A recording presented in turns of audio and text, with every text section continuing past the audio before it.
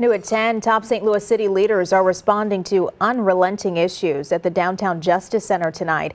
The latest uprising, an hours-long brawl, sent 4 inmates to the hospital. News 4's Jenna Ray continues following the story, bringing you exclusive video. And tonight, Jenna, you also have some brand new information to share with us.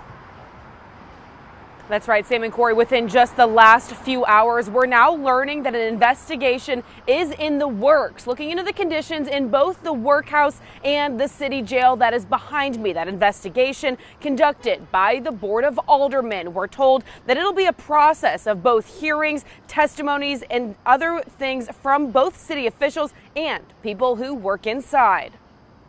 Inmates on the ground, surrounded by other detainees throwing punches and kicks, getting beaten for hours. This absolutely is a failure of leadership. Aldermanic President Lewis Reed says Mayor Jones's forced closure of the workhouse jail is showing that it was a mistake. It is not a good situation for anybody.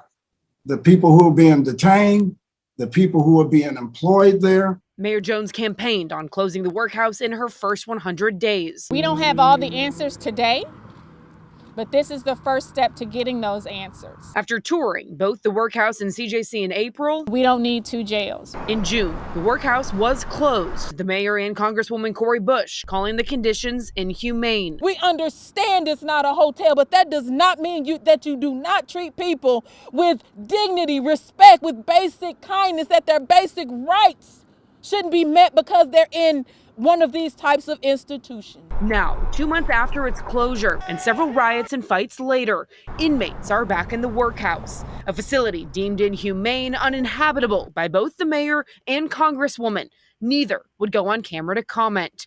But in a statement to News 4, Mayor Jones acknowledges the conditions in both facilities are far from adequate, saying her administration has inherited an incarceration system that needs a full transformation and basic security measures. The downtown facility's chief of security says those basic security needs, along with other updated protocols, are crucial when officers have to respond to something like this inside the jail. If we had our proper manpower, if we had the special response team, if we had the proper equipment, even with face masks for when we do deploy the OC to where we don't get capacitated, that would help a whole lot. To get these locks fixed. Mayor Jones tells us that right now she is working with city corrections as well as the safety department to try and figure out better working conditions for those corrections officers, as well as better living conditions for those inmates who are inside both facilities. I did ask for some specifics on long and short-term effects that they are working on solving those problems. I have yet to get a response from her office. We're live tonight downtown. Jenna Ray, News 4.